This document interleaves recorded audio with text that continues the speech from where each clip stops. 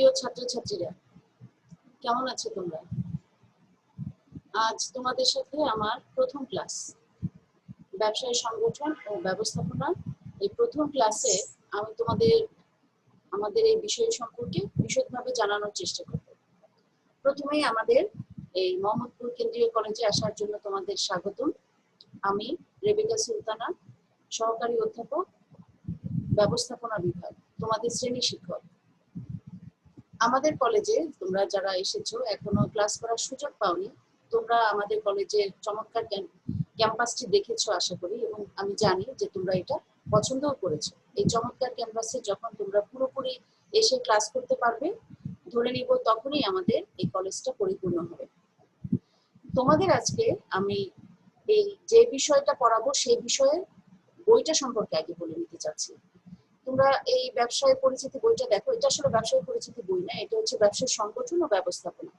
এই ব্যবসায় সংগঠন ও ব্যবস্থাপনা দুইটি পত্রের মধ্যে আমি প্রথম পত্রের ছবি তোমাদের দেখাচ্ছি। ব্যবসায় পরিচিতি, এর লেখক হচ্ছে মোহাম্মদ খালিকুজ্জামান স্যারের বই আমরা পড়াই। এটি খুবই ভালো একটি বই। বাজারে আরো অনেক বই আছে, কিন্তু এই বইটা আমাদের কাছে মনে হয়েছে তোমাদের জন্য সবচেয়ে ভালো হবে। এই বইটি কিনবে এবং এই বইয়ের সাথে তোমরা সেকেন্ড পেপার বইটিও কিনে ফেলবে, কারণ এখন শিক্ষা বোর্ড থেকে আমাদেরকে বলা হয়েছে যে আমরা ফার্স্ট ইয়ারেই ফার্স্ট পেপার এবং সেকেন্ড পেপার দুইটা পেপারই আমাদেরকে এখন থেকে পড়াতে হবে, যাতে সেকেন্ড ইয়ারে ওঠার পরে তোমরা কিন্তু পড়ার জন্য অত সময় পাবে না, তোমাদের টেস্ট পরীক্ষা থাকবে।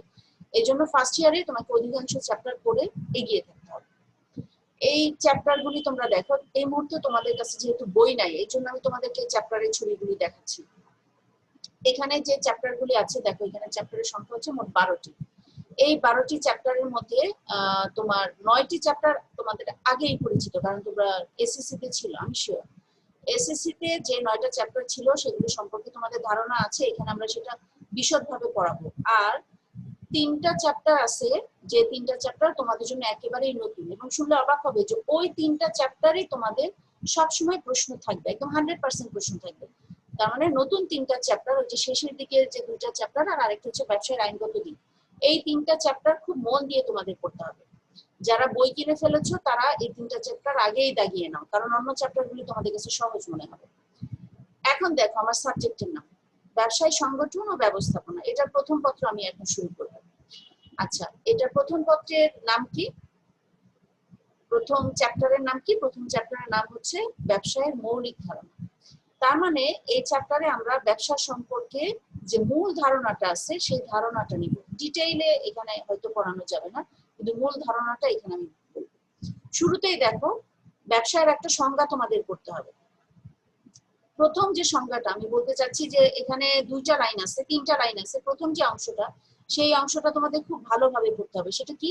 সেটা হচ্ছে যে মুনাফা অর্জনের উদ্দেশ্যে উৎপাদন ও বন্টনের সকল বৈধ কাজকে কি বলা হচ্ছে? ব্যবসায় বলা হচ্ছে। এখানে 2টা জিনিস। একটা হচ্ছে তোমার, এটা মূল উদ্দেশ্য হচ্ছে মুনাফা অর্জন। তার মানে যদি কেউ কোনো পণ্য বা সেবা দেওয়ার পরে যদি অর্থ না নেয়, টাকা না নেয়, সেটা কিন্তু ব্যবসায়ের আওতায় আসবে না। আরেকটা ব্যাপার হচ্ছে যে ব্যবসায়ের আওতায় আসলে 3টি জিনিস আছে। এই 3টা জিনিস কি? একটা হচ্ছে শিল্প, আরেকটা হচ্ছে বাণিজ্য, আর 3 নাম্বার হচ্ছে প্রত্যক্ষ সেবা। এই 3টা মিলেই হচ্ছে ব্যবসায়ের আওতা। এখানে বলা হচ্ছে উৎপাদন ও বন্টন সেবা। এখানে উৎপাদন বলতে বোঝাচ্ছে শিল্প, আর বন্টন বলতে বোঝাচ্ছে বাণিজ্যকে। বৈধ প্রত্যক্ষ সেবাটা এখানে সরাসরি ওইভাবে বলছে না। আরেকটা কথা এখানে ইম্পর্টেন্ট, সেটা হচ্ছে বৈধ অর্থনৈতিক কাজ। অর্থনৈতিক কাজ সম্পর্কে আমি বলছি, যদি টাকা পয়সার লেনদেন না হয়, টাকা রোজগারের ব্যাপার না হয়, তাহলে এটা কি হবে না? ব্যবসা হবে না। আরেকটা আমি বলছি বৈধ। বৈধ মানে হচ্ছে তোমাকে যখন কোনো ব্যবসা করতে হবে, এটা অনুমতি নিয়ে করতে হবে। তুমি সরকারের কাছ থেকে অনুমতি নিবা, সরকারকে বলবা যে আমি ব্যবসা করতে চাই, ট্রেড লাইসেন্স করবা। তুমি যদি বিদেশ থেকে পণ্য আনতে চাও, তাহলে তোমাকে আগে পারমিশন নিতে হবে। যখন তুমি পণ্য আমদানি করবা, আমদানির জন্য আমদানি শুল্ক দিতে হবে। এই সবকিছু মিলে প্রকাশ্যে তোমাকে ব্যবসা করতে হবে। যদি তুমি সরকারকে না জানিয়ে, সরকারকে ট্যাক্স না দিয়ে গোপনে যদি কোনো ব্যবসা করো, সেটাকে আমি কি বলবো না? বৈধ অর্থনৈতিক কাজ বলতে পারবো না। তার মানে সেটা ব্যবসায় হবে না। ওই যে চোরা কারবারি যেটা বলে, যে ইন্ডিয়া থেকে বা পার্শ্ববর্তী কোনো দেশ থেকে তুমি যদি সরকারকে না জানিয়ে গোপনে যদি কোনো পণ্য এনে বাংলাদেশে বিক্রি করো, তাহলে সেটা হয়ে যাবে অবৈধ, সেটা কিন্তু বৈধ অর্থনৈতিক কাজ হবে না, এটা তোমরা মাথায় রাখবে। আচ্ছা, আরেকটা জিনিস দেখো, ব্যবসায়ের প্রকৃতি বা বৈশিষ্ট্য। ব্যবসায়ের কিছু বৈশিষ্ট্য আছে, সেই বৈশিষ্ট্যটা কি? এটার মূল উদ্দেশ্যই হচ্ছে কি? এটার মূল উদ্দেশ্য হচ্ছে মুনাফা অর্জন। অবশ্যই মুনাফা অর্জন করতে হবে, মুনাফা অর্জন ছাড়া তোমাকে কোনোভাবেই বলতে পারবা না যে এটাকে আমরা ব্যবসায় বলছি। এটা হচ্ছে মূল উদ্দেশ্য। তোমরা বলতে পারো যে হ্যাঁ, কিছু ব্যবসা আছে যাদের উদ্দেশ্য মুনাফা অর্জন নয়, যেমন রাষ্ট্রীয় ব্যবসায়, যেমন সমবায় সমিতি, এটা তোমরা বলতে পারো। কিন্তু খেয়াল করে দেখো, কোন সমবায় সমিতি যদি বছরের পর বছর লস হয়, সেই সমবায় সমিতি কি চলবে? কোন সরকারি প্রতিষ্ঠান, তোমরা এরকম অনেক সরকারি প্রতিষ্ঠানের কথা জানো যারা বছরের পর বছর লস দিচ্ছে, তারা মাঝে মাঝে ভাবে যে এই ব্যবসাটা বন্ধ করে দিতে হবে। কিছু ব্যবসা আছে রাষ্ট্রীয় ব্যবসায় যেগুলি বন্ধ করলে জনগণের অনেক ক্ষতি হয়, সেই জন্য তারা বন্ধ করে না, লসের পরেও টিকে থাকে। কিন্তু কিছু কিছু প্রতিষ্ঠান কিন্তু অলরেডি বন্ধ হয়ে গেছে, তোমরা দেখছো যে সরকারি প্রতিষ্ঠান সেটা বন্ধ হয়ে গেছে, যদিও তাদের মূল উদ্দেশ্য মুনাফা অর্জন নয়, তার মানে এই না যে তারা মুনাফা ছাড়া এই ব্যবসাটা করবে। তারপরে দেখো ঝুঁকি ও অনিশ্চয়তা। ব্যবসায়ের ক্ষেত্রে ঝুঁকি থাকবে, এটা তো কোনো চাকরি না যে তুমি চাকরি করবা মাস শেষে বেতন দিবে না। এমনও হতে পারে তোমার এই বিজনেস কোনো মাসে অনেক লাভ হতে পারে, অনেক লসও হতে পারে। আমাদের এই করোনার মধ্যে আমরা দেখেছি আমাদের 3 মাস 4 মাস কোনো কাজই ছিল না, সবাইকে বাসায় বসে থাকতে হয়েছে। যখন লকডাউন ছিল কেউ কোনো কাজ করতে পারে নাই, তাহলে কি এটাতে অনিশ্চয়তা আছে না? অবশ্যই আছে। 3 নাম্বার দেখো, লেনদেনের পৌনঃপুনিকতা। পৌনঃপুনিকতা মানে হচ্ছে বারবার করা। যেমন তোমরা তো এরকম অঙ্ক করছো, পৌনঃপুনিক অঙ্ক, একটা ডিজিট বারবার আসে, তাহলে লেনদেনটা বারবার আসছে। যে ব্যবসায়ী সে ব্যবসা করেই যাচ্ছে, এমন না যে আজকে ব্যবসা করলাম কালকে করলাম না পরশু করলাম না। বছরের পর বছর যতদিন আমার ব্যবসা প্রতিষ্ঠান আছে আমাকে ব্যবসা করতেই হবে, লেনদেন চালাতেই হবে, লেনদেনটা বারবার হবে। এই জন্য এটাকে বলা হচ্ছে লেনদেনের পৌনঃপুনিকতা। এর আইনগত বৈধতা থাকতে হবে, আমি আগেই বলেছি যে এটার আইনগত বৈধতা না থাকলে অবৈধ কোনো কাজকে আমরা ব্যবসায় বলবো না। এটা হচ্ছে একটা স্বাধীন পেশা বা বৃত্তি। চাকরির মতো প্রত্যেকদিন তোমাকে যেতেই হবে এমন কোনো কথা না। আবার চাকরির মতো আমরা 9টা 5টা অফিস করব তারপরে করব না, ব্যাপারটা তা না। তোমার ব্যবসায় প্রয়োজন হলে তোমাকে রাত জেগেও কাজ করতে হতে পারে। আবার তুমি যদি প্রয়োজন বোধ না করো তাহলে তুমি সেই ব্যবসায় না গিয়েও থাকতে পারো। এটা তোমার স্বাধীন ব্যবসা, কারো কাছে জবাবদিহি করতে হবে না। কেন আসলাম না, কেন দোকান খুললাম না, কেন পণ্য ডেলিভারি দিলাম না, কারো কাছে জবাবদিহি করতে হবে না। এটা একটা স্বাধীন পেশা, এই জন্য অনেক মানুষ এই ব্যবসাটাকে খুব পছন্দ করে। উপযোগ ও সম্পদ সৃষ্টি। দেখো উপযোগের ব্যাপারটা কি, আমাদের এরকম অনেক পণ্য আছে যেটা উপযোগ সৃষ্টির মাধ্যমে আমরা ব্যবহার করতে পারি। যেমন আমাদের প্রকৃতি থেকে যে আমরা পণ্যগুলি পাই, আটার কথা ধরো, এই যে কৃষিজাত পণ্য যেগুলি আছে, এই পণ্যগুলিকে যদি তুমি প্রক্রিয়াজাত না করো তাহলে তোমার পক্ষে কিন্তু এটা ব্যবহার করা সম্ভব না। উপযোগ সৃষ্টি করে দেয় ব্যবসায়ীরা, যারা শিল্প কারখানার মালিক, তারা উপযোগ সৃষ্টি করে দেয়। আবার দেখো যারা কৃষক, তারা কি করে, তারা কিন্তু মাঠে কৃষিজাত পণ্য উৎপাদন করে, উৎপাদন করার পরে সেগুলি প্রসেস করে, তারপরে আমাদের কাছে পৌঁছে দেয়। তোমাকে যদি ধান ক্ষেত থেকে 1 মণ ধান দিয়ে যায়, তুমি কি সেটা থেকে ভাত রান্না করে খেতে পারবে? নিজেই চিন্তা করো, পারবে না। কিন্তু তোমার চাল কিনে খেতে হবে। তাহলে এই যে চালটা কৃষকরা ধান উৎপাদন করলো, সেটাকে সে প্রসেস করলো, তারপরে দোকানে সেটা বিক্রি করলো, সেই চাল, চমৎকার চালটা তুমি কিনে এনে বসিয়ে দিলা। এই যে কাজটা তোমার জন্য এত সহজ করে দিল, কে করে দিল? ব্যবসায়ীরা করে দিয়েছে। এখানে ব্যবসার মধ্যে কারা আছে? কৃষকও কিন্তু ব্যবসায়ীর মধ্যে আছে, পাইকারি ব্যবসায়ী আছে, ওই যে আড়তদার যারা মন মন ধান কিনে রেখে দিয়েছে গুদামে, তারা, খুচরা ব্যবসায়ীরা, তোমার বাসার পাশে যে ছোট দোকানদার, তারা, এরা সবাই হচ্ছে তোমার ব্যবসায়ী। ওরা কি করেছে? ওরা তোমার জন্য কোনো একটা পণ্যের ব্যবহার, কোনো একটা পণ্যকে ব্যবহার উপযোগী করেছে, এটাকে আমরা বলি উপযোগ সৃষ্টি করা। যে পণ্যটা আমরা ব্যবহার করতে পারি সেটাকে আমরা বলি যে উপযোগ সৃষ্টি করা হয়েছে। আরেকটা হচ্ছে যে এর ফলে কি হয়, সম্পদ সৃষ্টি হয়। তুমি পণ্যের উপযোগ সৃষ্টি করার পরে এটা যখন ক্রেতাদের কাছে বিক্রি করবা, ভোক্তাদের কাছে বিক্রি করবা, তখন তোমার রোজগার হবে বা তখন তোমার অর্থ উপার্জন হবে। সেই অর্থ দিয়ে তুমি অন্যান্য তোমার খরচও বহন করতে পারবা, আবার দেশের জন্য সম্পদের সৃষ্টি হবে, মূলধনের সৃষ্টি হবে। তাহলে এই যে আমি 6টা পয়েন্টের কথা বললাম, এই 6টা পয়েন্টকে আমি বলছি ব্যবসায়ের বৈশিষ্ট্য বা প্রকৃতি। এরপরে দেখো, বিভিন্ন ধরনের ব্যবসায়, যে আমি শুরু থেকেই বলছি যে ব্যবসাটাকে আমরা 3 ভাগে ভাগ করেছি। কি কি? শিল্প, বাণিজ্য, প্রত্যক্ষ সেবা। এই যে শিল্প, বাণিজ্য, প্রত্যক্ষ সেবা, এই জিনিসটা খুব ভালোভাবে মনে রাখো। তার কারণ হচ্ছে এটা তোমার সব সময়ই মাথায় রাখতে হবে। শিল্প মানে হচ্ছে উৎপাদন, বাণিজ্য মানে হচ্ছে বন্টন, আর প্রত্যক্ষ সেবা কাকে বলে সেটা তো তুমি জানো। প্রত্যক্ষ সেবা হচ্ছে তোমার সার্ভিস, যেটার মাধ্যমে তুমি টাকা পাও। এই যে আমি তোমাদের এখন ক্লাস নিচ্ছি, আমি তো তোমাদের কলেজে চাকরি করে দেখেই তো তোমাদের ক্লাস নিচ্ছি, তাই না? তো এরকম প্রত্যক্ষ সেবাটা হচ্ছে সেরকম যে টাকার বিনিময়ে যদি কাউকে কোনো সেবা দেওয়া হয় বা সার্ভিস দেওয়া হয়। আর শিল্পের কথা তো বলেছি, তুমি ছবিটা দেখো, এখানে ছবিতে কি আছে। কারখানায় তুমি একটা পণ্যের, শুধু কারখানা হতে হবে তা না, অন্যভাবেও তুমি প্রকৃতিজাত যে পণ্যগুলি আছে, কাঁচামাল আছে, সেটাকে তুমি কি করবা? সেটাকে তুমি রূপান্তর করবা, রূপান্তর করে শিল্প পরিণত করবা। দেখো বাণিজ্যের ক্ষেত্রে কি একটা ছবি দিয়েছে। বাণিজ্যের ক্ষেত্রে তুমি পণ্যগুলি যে উৎপাদনকারীর কাছে উৎপাদিত হলো, এটা তো কারখানায় আছে, গুদামে আছে, এটা তোমার কাছে কিভাবে আসবে? তোমার কাছে আনার জন্য এই যে দেখো এখানে আসলে পরিবহনের ছবি দিয়েছে, তাই না? পরিবহন এখানে সাহায্য করবে। আবার যারা পাইকারি ব্যবসায়ী তারা সাহায্য করবে, যারা পাইকার তারা সাহায্য করবে। খেয়াল করেছো? তোমার কাছে এমনি এমনি আসছে না। আবার যারা এই ব্যবসাটা করছে তারা কিন্তু ব্যাংকের কাছ থেকে লোন নেয়, নিয়ে সেই টাকায় ব্যবসা করে। আবার যারা বীমা কোম্পানি আছে তারা এইভাবে যখন পণ্য আনা নেওয়া করবে, সাধারণত তোমরা জানো যে বেশি পণ্য যখন আমরা বিদেশ থেকে আমদানি রপ্তানি করি, তখন বড় বড় জাহাজে করে এই পণ্যগুলি আমাদেরকে আমদানি রপ্তানি করতে হয়। সেক্ষেত্রে এই পণ্যগুলি যখন আমরা জাহাজে আনবো, জাহাজটা ডুবে যেতে পারে, যে কোনো কিছু হতে পারে, তখন কি করতে হবে? বীমা করতে হবে। বীমা হচ্ছে এমন এক ধরনের চুক্তি যেখানে বীমা কোম্পানি ব্যবসায়ীকে এরকম একটা নিশ্চয়তা দেয় যে যদি কোনো পণ্যের ক্ষতি হয় তাহলে আমি সেই ক্ষতিপূরণ করে দিব। তার বিনিময়ে তারা টাকা নেয়, টাকাটাকে আমরা বলি প্রিমিয়াম। প্রিমিয়াম হিসেবে তারা কিছু টাকা নেয়, কিন্তু তারা এই ক্ষতিটা পূরণ করে দেওয়ার একটা নিশ্চয়তা দেয়। তার মানে আমাদের কাছে বীমাটাও ইম্পর্টেন্ট। এরকম আছে, ব্যাংক আছে, বীমা আছে, বা পরিবহনের কথা তো বললাম। তোমাদেরকে এগুলো আমি ডিটেইল দেখাবো, বই থেকে ছবি তুলে ডিটেইল দেখাবে। তবে তুমি এই 3টা জিনিস খুব ভালোভাবে মাথায় রাখো। এই 3টা জিনিস কি কি? শিল্প, বাণিজ্য, প্রত্যক্ষ সেবা।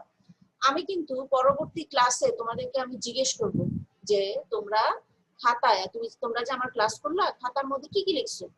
1 নাম্বার লিখতে হবে ব্যবসায়ের সংজ্ঞা, 2 নাম্বার লিখতে হবে তোমার ব্যবসায়ের প্রকৃতি বা বৈশিষ্ট্য, একটু আগে যে 6টা পয়েন্ট বললাম এই 6টা পয়েন্ট খাতায় লিখতে হবে। আর এই যে ব্যবসায়ের যে আওতা, শিল্প, বাণিজ্য, প্রত্যক্ষ সেবা, এটাও লিখতে হবে। এরপরে আমি একটা বড় একটা ছক দেখাবো, এই ছকটা তোমাকে আঁকতেই হবে। এবং এই ছক আমার ছেলে মেয়েরা মিনিমাম 10 বার আমি আঁকতে দিব। 10 বার যখন আঁকবা এটা তোমার মাথায় ঢুকে যাবে। এখান থেকে যা প্রশ্নই আসুক না কেন তুমি করতে পারবে। কারণ আমি তোমাদের ছবিটা দেখাচ্ছি, দেখো ছবিটা। এখন এই ছবিটা খেয়াল করো, আমি এটা বইয়ের একটা ছকে দিয়ে দিছি, আমি আর এটাকে আঁকিনি, বইয়ে চমৎকার ভাবে দেয়া আছে। আমি এতক্ষণ তোমাকে কি দেখিয়েছি দেখো। তুমি বলবা যে ম্যাডাম আপনি তো এটা দেখেন নাই, আপনি দেখাইছেন উৎপাদন, কি বন্টন, প্রত্যক্ষ সেবা, এটা দেখাইছেন না। আমি তো শিল্প, বাণিজ্য আর প্রত্যক্ষ সেবা এটা দেখিয়েছিলাম। তাহলে শিল্পের ক্ষেত্রে দেখো, শিল্পকে 5 ভাগে ভাগ করা যায়। শিল্প নিয়ে আমি ডিটেইল কথা বলবো আগামী ক্লাসে। শিল্পকে আমরা 5 ভাগে ভাগ করতে পারি। এই 5 ভাগ কি কি? প্রজনন, নিষ্কাশন, নির্মাণ, প্রস্তুত আর সেবা পরিবেশন। 5টা নিয়েই আমি কি করব তোমাদেরকে বলবো, একদম উদাহরণ সহ বলবো। যখন আমি শিল্প পড়াবো এটা আমি ডিটেইল বলবো, কারণ এখান থেকে অনেক প্রশ্ন আসে।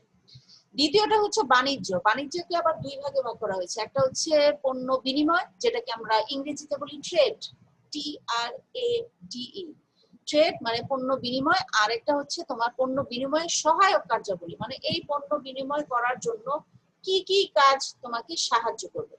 প্রথমে দেখো, পণ্য বিনিময় বা ট্রেডের ক্ষেত্রে আমরা দেখি 2 ধরনের ট্রেড আছে এখানে। কি কি? অভ্যন্তরীণ বাণিজ্য আর বৈদেশিক বাণিজ্য। অভ্যন্তরীণ বাণিজ্য মানে হচ্ছে বাংলাদেশের ভেতরে বা একটা দেশের ভেতরে যে ব্যবসা হয়, একটা পাইকারি ব্যবসা হয়, একটা খুচরা ব্যবসা হয়। আবার বৈদেশিক বাণিজ্যের ক্ষেত্রে এটার প্রকার হচ্ছে 3 ধরনের। একটা হচ্ছে আমদানি, যখন আমি আরেকটা দেশ থেকে পণ্য কিনে নিয়ে আসবো, সেটা আমদানি। রপ্তানি হচ্ছে আমার দেশের প্রোডাক্ট যখন আমি বিদেশে বিক্রি করব, এটা হচ্ছে রপ্তানি। তাহলে পুনঃরপ্তানিটা কি? পুনঃরপ্তানি হচ্ছে যখন আমি কোনো একটা পণ্যে মূল জিনিসটা কিনে নিয়ে এসে সেটাকে আরো পরিশোধন করে, পরিমার্জন করে, পরিবর্তিত করে আরেকটা দেশে রপ্তানি করব, তখন এটা বলা হবে পুনর্রপ্তানি। পুনর্রপ্তানি মানে হচ্ছে পুনরায় রপ্তানি। যেমন বাংলাদেশের চায়ের কথা তো তোমরা জানো, বাংলাদেশের চা অনেক অনেক ভালো, অনেক মানসম্পন্ন। তবে কিছু দেশ কি করে জানো, আমাদের দেশের এই চা, র চা, যেটা যে চায়ের ব্র্যান্ড ছাড়া র চা বাংলাদেশ থেকে কিনে নিয়ে যায়, মন মন চা কিনে নিয়ে যায়, নিয়ে সেটাকে সুন্দর করে প্যাকেট করে নিজেদের একটা ব্র্যান্ড নেম দেয়। আমি দেশের বাইরের কথা বলছি, নিজেদের একটা ব্র্যান্ড নেম দেয়, দিয়ে ওটা ওদের বাজারে করে। কারণ হচ্ছে যে ওরা ওই ব্র্যান্ডের কারণে কাস্টমাররা ওই পণ্যটা বেশি কিনতে মানে পছন্দ করে। তাহলে এইভাবে করে ওরা কি করে, একটা পণ্য এইভাবে তারা পুনরায় রপ্তানি করে। তাহলে এই যে তারা পুনরায় রপ্তানি করছে, এটা কি একবার তারা বাংলাদেশ থেকে জিনিসটা কিনেছিল, তারপরে তারা এটা আবার রপ্তানি করছে, এই জন্য এটাকে বলা হচ্ছে পুনরায় রপ্তানি। আচ্ছা, পণ্য বিনিময় সহায়ক কার্যাবলীর মধ্যে দেখো, ব্যাংকের কথা তো আমি বলছি যে ব্যাংক আমাদের কি করে, লোন দেয়। বীমার কথাও বলছি, পরিবহনের কথাও বলেছি যে পরিবহন কি করে, উৎপাদনকারীর কাছে কাঁচামালগুলি সরবরাহ করে, আবার পণ্য উৎপাদন হলে সেই পণ্যটা পাইকারের কাছে পৌঁছে দেয়, খুচরা ব্যবসায়ীর কাছে পৌঁছে দেয়। পরিবহনটা সব ক্ষেত্রে কাজে লাগে। আরেকটা হচ্ছে তোমার গুদামজাতকরণ, গুদামের মধ্যে এই পণ্যগুলি রেখে দেয়। এটা এমন না যে কারখানায় পণ্য উৎপাদিত হয়েছে সাথে সাথে বিক্রি হয়ে গেছে, এটা কখনোই হয় না। পণ্যগুলি গুদামে রেখে দিতে হয়। শুধু তোমার উৎপাদিত পণ্য না, তোমরা জানো কৃষিজাত পণ্য যেগুলি আছে, যেমন ধরো মানে চাল, তারপরে তোমার আলু, পেঁয়াজ, এই সকল পণ্য গুদামজাত করে রাখে। কারণ সারা বছর কিন্তু তোমার আলু হবে না, বা সারা বছর মানে প্রতি মাসে মাসে তোমার পেঁয়াজ হবে না, পেঁয়াজের একটা মৌসুম আছে, ওই মৌসুমে পেঁয়াজগুলি উৎপাদিত হয়, সেটা কোল্ড স্টোরেজ যেটা আমরা বলি, সেই গুদামে সেগুলি কি করা হয়, এগুলি রেখে দেওয়া হয়, আস্তে আস্তে বের করে বিক্রি করা হয়। তোমরা জানো যে আমাদের কি করতে হয়, পেঁয়াজ বাংলাদেশে যে পেঁয়াজ উৎপাদিত হয় তার বাইরেও আমরা বিদেশ থেকে 2-3টা দেশ থেকে পেঁয়াজ এনে তারপরে আমাদের চাহিদা মেটাই। তাহলে এটা কেন বললাম, কারণ গুদামজাতকরণ হচ্ছে ইম্পর্টেন্ট, পণ্য যেহেতু আমাদের গুদামজাতকরণ করে রাখতে হয়। আরেকটা হচ্ছে বাজারজাতকরণ প্রসার। পণ্য বিক্রির জন্য আমাদেরকে অবশ্যই ক্রেতাদেরকে জানাতে হবে যে আমি একটা পণ্য উৎপাদন করেছি, নয়তো ক্রেতারা তো জানে না, তারা কিভাবে কিনবে বলো। ক্রেতাদেরকে জানানোর জন্য আমরা যা যা কিছু করি, এখানে এটা বিজ্ঞাপন হতে পারে, এটা অন্য ধরনের প্রসার হতে পারে। তোমাদের তো আমি বলেছি যে তোমার মনে পণ্য সম্পর্কে একটা ভালো ধারণা সৃষ্টির জন্য যা যা করা দরকার ব্যবসায়ীরা তাই করে। সেটা হতে পারে যে তারা কোনো কিছুকে স্পন্সর করতে পারে, অথবা তারা বিভিন্ন অফার দিতে পারে, অথবা তারা জাস্ট একটা বিজ্ঞাপন দিয়ে কাস্টমারদেরকে জানাতে পারে যে আমাদের এই পণ্যটা বাজারে আছে।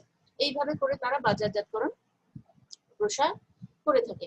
তো আমার মনে হয় যে একদিনে যদি আমি তোমাদের এত কিছু পড়িয়ে ফেলি, সেক্ষেত্রে তোমরা এত কিছু নিতে পারবে না। তাহলে আমি তোমাদের আজকে শুধুমাত্র এই কয়টা জিনিস দেখালাম। কি কি দেখালাম বলতো?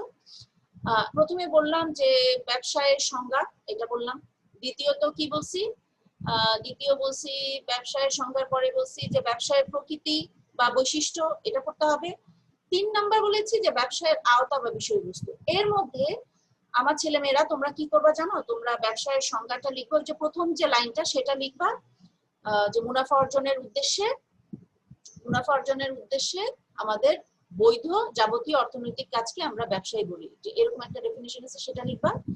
আর ওই যে বৈশিষ্ট্যের যে পয়েন্টগুলি আছে সেই পয়েন্টগুলি লিখবা, 6টা পয়েন্ট। এটা আমি তোমাদেরকে জিজ্ঞেস করবো 6টা পয়েন্ট লিখেছো কিনা। আর যদি মনে হয় যে 6টা পয়েন্টের মধ্যে 1-2টা পয়েন্ট তুমি বুঝো নাই, আমাকে আগামী ক্লাসের আগেই হোয়াটসঅ্যাপে নক করবা যে ম্যাডাম আমি তো এই পয়েন্টটা বুঝি নাই, আমি আবার বুঝিয়ে দিব ক্লাসের আগে।